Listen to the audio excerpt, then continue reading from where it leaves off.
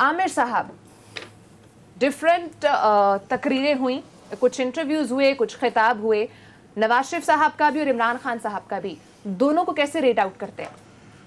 मैं दोनों का मुकाबला तो करता हूँ कि कैसे तकरीरें दोनों की थी, साबिक वज़ीर आज़म की और मौजूदा वज़ीर आज़म की। पर मैं उससे पहले डिस्कस करना चाहता हूँ कि ये पैमरा का आज एक ये स्ट्रक्चर आ गया है, प्रोहिबिशन ऑर्डर आ गया है, ये 3-4 सफ़े का है। और मैं पैमरा चेयरमैन साहब को बहुत पुराना 40 साल से जानता हूँ और बहुत भले आदमी हैं। तो मुझे ये अंदाज़ा है कि उनके ऊपर ये प्रेशर आया है और कहीं कहीं किसी ने बैठ के ये फ़ैसला किया है कि जनाब ये गैग ऑर्डर लगा दिया जाए और ये तकरीरें ना दिखाई जाएं।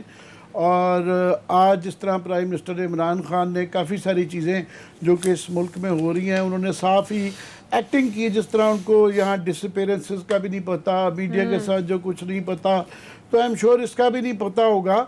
मगर अगर नहीं भी पता, अगर इस मुल्क में कुछ हो रहा है तो बतौर प्राइम मिनिस्टर जिम्मेदारी उनकी है, ये समझ लें। अगर ये कोई और भी करवा रहा है तो जिम्मेदारी जो है ना, हम किसी और को इल्ज़ाम नहीं दे सकेंगे। चल रही थी, फिर अचानक इजाज़त क्यों दी? हम किसी और को इल्ज़ाम नहीं दे सकते, हम प्राइम मिनिस्टर को ही इसका जिम्मेदार ठहराएंगे।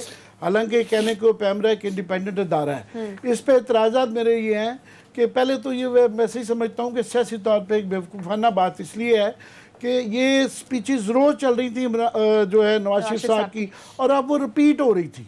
परसों भी वही थी, कल भी वही थी, आज भी वही थी। वो जो होता है ना, एक इकोनॉमिक्स की एक टर्म होती है लॉ ऑफ डिमिनिशिंग रिटर्न्स।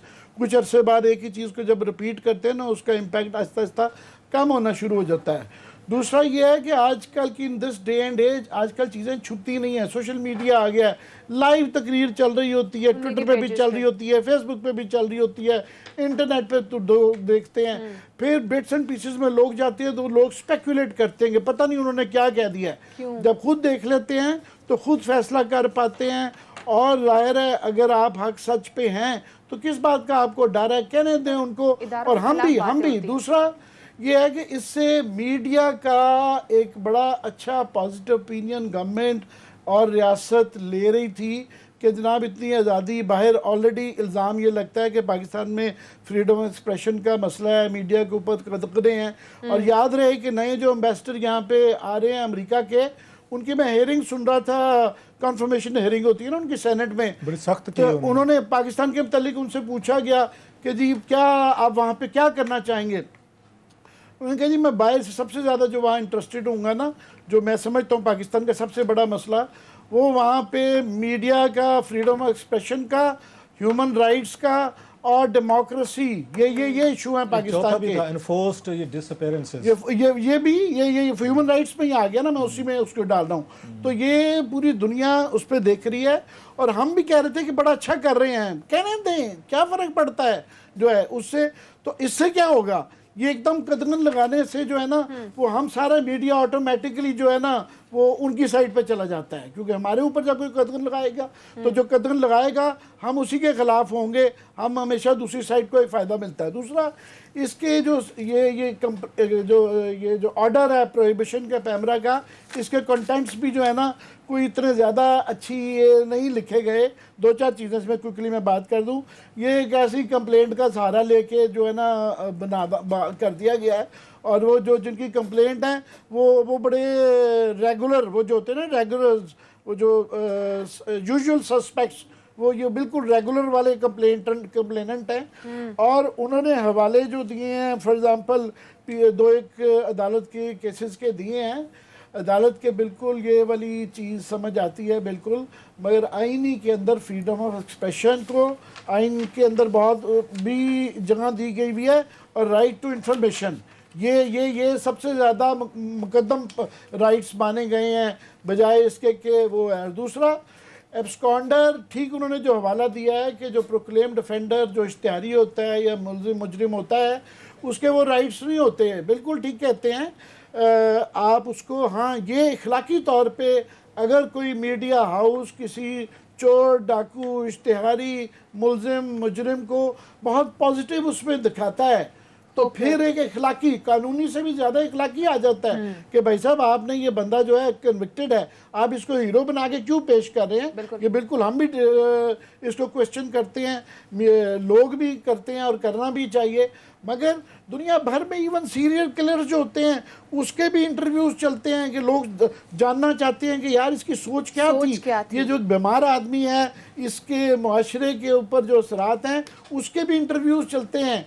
फिर यह है कि इस मुल्क में माशाल्लाह मुशर्रफ साहब का इंटरव्यू चलता है, सौलत मिर्ज़ा का जो है पूरा इंटरव्यू दिखाया गया, यहाँ पे उनके ऊपर कई कत्लों के इल्ज़ाम थे जो है वो इंटरव्यू चलाया गया। फिर फाइनली इसके अंदर हवाला उन्होंने दिया है साकिब निसार साहब की एक जजमेंट आई हुई है अरशद शरीफ के ऊपर एक केस में है। मैं समझता हूँ वो बहुत ही उनके कई और फैसलों की तरह एक बैड जजमेंट थी। वो मुझे और रऊफ कुलासा साहब को भी उन्होंने बुलाया था, गुस्से में थे वो गुस्से में थे उनके कुछ ऐसे फैसले उन्होंने कुछ फैसले, फॉर एग्जांपल उन्होंने जो ड्रग्स के अंदर अपने रिश्तेदारों को, समधियों की ड्रग्स की कंपनियां थी उसमें बुला के वो अभी तक वो जो ड्रैब का चेयरमैन लगाया था जिसकी बाद में जाली डिग्रियां निकल आई थी, पहले वो उसने अपने आप को मरा हुआ डिक्लेयर कर दिया, फिर वो जिंदा हो गया और इसी बहाने पैसे कीमतों इतनी बढ़ा दी दवाइयों की। वो उनका जो उसके हवाले से एक्शन है वो बहुत ज़्यादा अब चले गए हैं मगर वो फैसला नहीं भूलेगा। दूसरा हमें जो बुलाया गया था गैग वो कॉन्स्टिट्यूशन 1 की बिल्डिंग के ऊपर कि जिन्हें फिर इतना हमारे पे धाड़ रहे थे वो कि आपको फत शरीफ का फैसला जो मैंने लिख दिया है कि बात नहीं की जा सकती ब्ला ब्ला ब्ला, और फिर बाद में दौड़ गए वो फैसले नहीं लिख के गए। वो कॉन्स्टिट्यूशन 1 के ऊपर हमें चुप करा दिया कि इसके ऊपर बात नहीं करनी और ये नहीं करना, और उसके बाद फैसला लिखे बगैर ही जो है ना वो घर चले गए, हालांकि उनके पास टाइम था। सो पहले तो मैं इस पर क्विकली इसलिए कह रहा हूँ कि ये इस पर नज़रसानी करें, कोई हर्ज नहीं है, बात करने दें। ये इसमें सियासी फ़ायदा भी है, इखलाकी भी है और कानूनी भी मसाइल हैं। अब आ जाते हैं स्पीचेस पे। मैं इसलिए भी समझता था कि नवाज शरीफ साहब की दिखाई जाते रहनी चाहिए थी कि जो प्राइम मिनिस्टर इमरान खान ने भी बातें की, नवाज शरीफ साहब ने भी बातें की कि पाकिस्तान की जो है 70 साल में एक सिविल मिलिट्री का एक इशू तो रहा है, बिल्कुल रहा है, और वो इश्यूज़ हैं। मार्शल की भी हिस्ट्री रही हुई है, हाइब्रिड सिस्टम भी रहे हुए हैं, क्वासाई डेमोक्रेसी भी रही हुई है, प्रेसिडेंशियल सिस्टम भी रही हुई है। पाकिस्तान एक सियासी लेबॉर्ट्री रही हुई है जिसमें हर किस्म का मॉडल ट्राई किया जा चुका है। सो लिहाजा उन पर बात हो सकती है।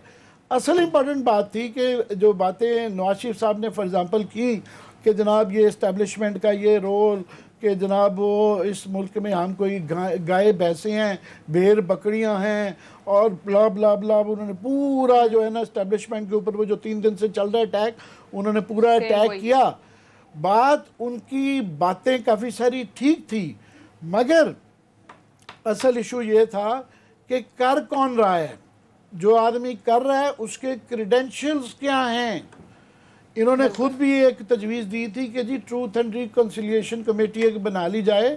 तो पहले जो है जिस तरह साउथ अफ्रीका में हुआ था कि अपार्थाइड जब ख़त्म हुई थी तो उन्होंने कहा जी ठीक है सबको माफ़ कर दिया जाएगा, लोगों से जो जो जुल्म हुआ गलतियाँ हुई, मगर उसका इकरार करना ज़रूरी है, पहले आप कन्फेशन करें। तो नवाज शरीफ साहब बिल्कुल ये जो इस्टेब्लिशमेंट की ओवर रीच है, इस्टेब्लिशमेंट की जो इंटरफेरेंस है और जो सिविलियन हुकूमत के ऊपर वो सक्सेसिवली पिछले 50-60 साल में वो सिलसिला जारी है, वो बिल्कुल है। मगर उसके अंदर अगर वो साथ में यहाँ से शुरू करें कि मैं उनका आलाकार रहा, बल्कि सबसे पहला हाइब्रिड सिस्टम का पहला आलाकार ही मैं था कि 1985 में जब ये मॉडल बनाया गया तो पहला सिलेक्शन मेरी हुई थी, और फिर मेरा 88 में ये रोल था, मेरा 90 में ये रोल था, मेरा 97 में उनकी मैंने ये खिदमात इस तरह लेके मैं दोबारा आया, एंड इस तरह ही वो करते रहे सारा। तो ये मेरी लंबी तकरीर होगी, मैं चाह रहा हूँ ऐसा है। मैं लास्ट ये कह दूँ कि उसके बाद प्राइम मिनिस्टर इमरान खान साहब ने जो आज इंटरव्यू किया तो मेरा ख्याल है कि वो सियासी तौर पे जो है उन्होंने पॉइंट अच्छा स्कोर कर लिया कि सारा ध्यान जो है ना वो नवाज शरीफ ने जो आज एक इम्पैक्ट क्रिएट किया गया था वो सारा ध्यान इनके इंटरव्यू पे आ गया। बाकी इमरान खान साहब के जो इंटरव्यू के मंदरजात हैं उस पर बात करते हैं। मैं चाह रहा हूँ ज़रा क्लास साहब मुझे घूरे जा रहे हैं और थोड़े से गुस्से में लग रहे हैं, पहले आप इनसे व्यूज़ ले लें। नहीं, लेकिन जिस तरह आमिर साहब ने बात की है कि कहने देना चाहिए, पाबंदी नहीं होनी चाहिए, तो लेकिन इमरान खान साहब तो ये कह रहे हैं कि इदारों के खिलाफ बातें हो रही हैं, तो जब बातें होंगी फिर तो ऑब्वियसली एक पाबंदी लगाई जाएगी कि ना हो, और दूसरा इंटरव्यूज के हवाले से भी उसको भी रेट आउट कीजिएगा। 2-3 इसमें चीज़ें हैं। एक तो ये है, इसमें दोनों साइड्स में देखता हूँ मैं, इसमें कोई पोजीशन नहीं ले रहा।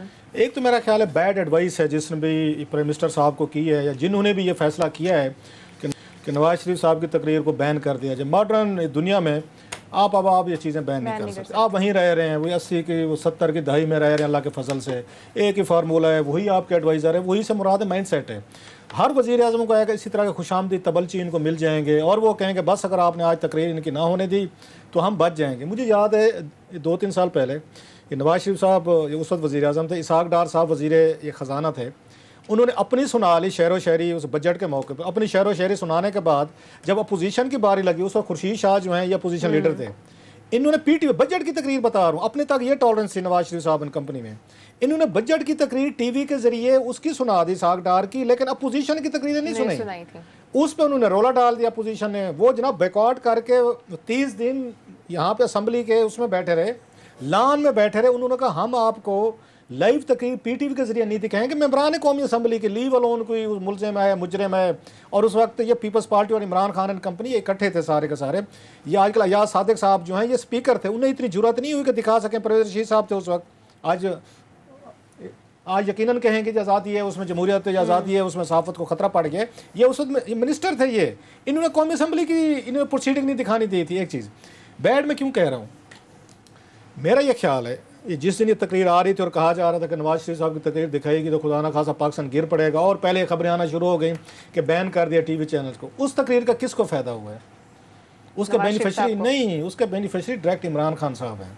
अच्छा, फायदा कैसे हुआ उन्हें? मतलब किसको फायदा हुआ ना कि अगर उन्होंने अलाउ कर दिया कि आप उनको नवाज शरीफ साहब को तकरीर करने दें, अगर आप ना करने देते वो ट्विटर के जरिए कर लेंगे, वो यूट्यूब के जरिए कर लेंगे, मेरे पास हाँ, फिर आप एक काम करें, पाकिस्तान को आयरन वाल बना दें, एक फायर वाल इसके गिर्द एक डेवलप कर दें, यहाँ पे इसको यूट्यूब बंद कर दें, इसके बाद आप इसको ट्विटर बंद कर दें, फेसबुक आप बंद करें, टिकटॉक जो भी हाथ चढ़ता है पूरा चाइनीज मॉडल ले आए ना, आजकल पूरा सी पैक ले आए। एक बाजवा साहब वहाँ भी लगा दिए गए, पीटीए में बैठे हैं बाजवा साहब को, और वो भी फौजी उससे हैं, मेरे मेजर जनरल हैं, उनका भी यही काम लगा है। सुना वो भी ट्विटर सारा दिन उनको ये बताते रहते हैं। आजकल जो नहीं भी है ना वो अपना तारुफ करवा देते हैं आमिर बाजवा, वो कहते हैं इससे जरा काम हल हो जाता है। बार वो पीटीए यही काम कर रहा है, वो पीटीए यही काम कर रहा है। वहाँ भी उन्होंने एक आधा हमारे फौजी भाई बैठा दिए हैं, तो वो बैठ के यही काम कर रहे हैं, ऐसा ऐसा चाइना मॉडल की तरफ जा रहे हैं। सो ये कमिंग टू द पॉइंट कि उसका तकरीर का फायदा सबसे बड़ा इमरान खान और इनकी पार्टी को, जो उन्होंने मियाँ साहब ने टैक्स किए। फिर डेफिनेटली दो साइड्स आपस में आप साइड पे हो गए। वो कहते हैं हमारे इमरान खान से लड़ाई ही नहीं, हमारी तो ये लड़ाई किसी और से है। उन्होंने डायरेक्ट अटैक किए हैं, बाजवा साहब पे किए, उन्होंने मिलिट्री आके एस्टेब्लिशमेंट पे किया, लड़ाई झगड़ा उनका चल रहा था। अब तीसरी बात, अल्ताफ़ हुसैन साहब के साथ क्या मसला हुआ था, मुसलसल वो बोलने के आदि मेरी तरह, जो बंदा ज़्यादा बोलता जाएगा, मैं भी जब ज़्यादा बोलता हूँ ज़्यादा गलतियाँ करता हूँ, चाहे घर पे करूँ चाहे यहाँ पे करूँ। जिस दिन मैं चुप करके सियाना बनने की कोशिश करता हूँ, आई मेक उस पर लेस उस मिस्टेक। मेरा ये ख्याल है, मैं अगर इमरान खान साहब को एडवाइस कर रहा हूँ तो मैं कहता हूँ इनको बोलने दें। अपने बोलने में बंदा अपनी जो है ना रस्सी जो है ना वो तंग करता जाता है। ये ह्यूमन साइकी बता रहा हूँ। अब आपको लगता है कि मेरी बात का असर ही नहीं हो रहा, यार आगे से कोई बंदा सुन नहीं रहा, मुझे आगे से कोई कुछ कह नहीं रहा। जब वो ये कहते हैं कि मैं इसके बाद नेक्स्ट क्या बात करूं, कोई ऐसा बम मारूं, कोई ऐसी तोप चलाऊं, कोई F-16 चला दूं, या उसका जो उन्होंने कहा JF थंडर, जैसे उन्होंने कहा जी मैंने बनाया था, मियाँ साहब ने कहा कोई ऐसा JF थंडर का अटैक लॉन्च करूं कि बल्ले बल्ले हो जाए। अभी तो मियाँ साहब की दूसरी तकरीर रही है, मियाँ साहब ने नेक्स्ट लेवल पे जा रहे हैं। उनको अल्ताफ़ हुसैन साहब की तरह नेक्स्ट लेवल पे आपको जाने देना चाहिए था। जो इनको एडवाइज़र जो एडवाइस कर रहे हैं इनको प्राइम मिनिस्टर को, मैं ये आमिर की बात से मैं बिल्कुल इत्तफाक करता हूँ। ये पिंडी वालों ने फैसला करवाया है, ये इमरान खान होगा, उन्हें भी शायद अभी खबरों से पता चल रहा होगा कि पैमरा ने कराया है। इमरान खान साहब के नॉलेज में नहीं होगा, उनके नॉलेज में कुछ भी नहीं है। आज मैं उनका इंटरव्यू देख रहा था नदीम मलिक साहब का, हर वो चीज़ जिसने इस मुल्क के 22 करोड़ लोगों को हर्ट किया है, उनको अफेक्ट किया है पूरी दुनिया में, जिसकी वजह से मैं डिबेट हुई है, बदनामी हुई है, इमरान खान साहब कहते हैं मेरे नॉलेज में नहीं है। वो तमाम उन चीज़ों से मुकर गए हैं, या हम ये कहते हैं मुकरे नहीं है, उन्हें पता ही नहीं था, किसी ने उनको बताया ही नहीं था ये चीज़। एक तो ये साइड है। अब मैं दूसरी साइड पे आता हूँ। एक मेरा ख्याल है कुछ अर्सा पहले आसिफ अली जरदारी साहब का एक इंटरव्यू चला था, हामिद मीर साहब ने शायद किया था, उस वक्त भी डिबेट शुरू हुई थी। बहुत सारे लोगों का ये ख्याल था शायद हम भी उसमें शामिल थे, if I am not wrong, कि जो बंदा जेल में है जिस पे सीरियस चार्जेस हैं या कन्विक्टेड, ये तो कन्विक्टेड है, चलो जरदारी साहब अभी कन्विक्टेड नहीं थे, पार्लियामेंट आए थे, हामिद मीर साहब ने वहाँ पे किया था, उसको भी नहीं चलने देगा। मेरा ये ख्याल है जब आप उस पर कन्विक्टेड हो जाते हैं, आमिर ने कहा सीरियल किलर्स होते हैं, एहसान का भी इन्होंने इंटरव्यू चलाया, आप शायद उसमें भूल गए, वो उन्हीं की ये मंशा से चल रहा था, और लोग भी चलाते हैं। मैं आपकी सॉरी बात कह रहा हूँ, पैनमा का सारा प्रोसीडिंग्स डिस्कस होती रही ना, उसमें खोसा साहब बहुत सख्त किस्म के चीफ जस्टिस थे, तो उनकी जो है उस वक्त तो खैर चीफ जस्टिस नहीं तो पहले, तो वो केसेस चलती रही हैं। ज़ाहिर है हमें 40 साल का तजर्बा है कि कौन सा सब्जेक्ट मामला है, किस तरीके से बात करनी है।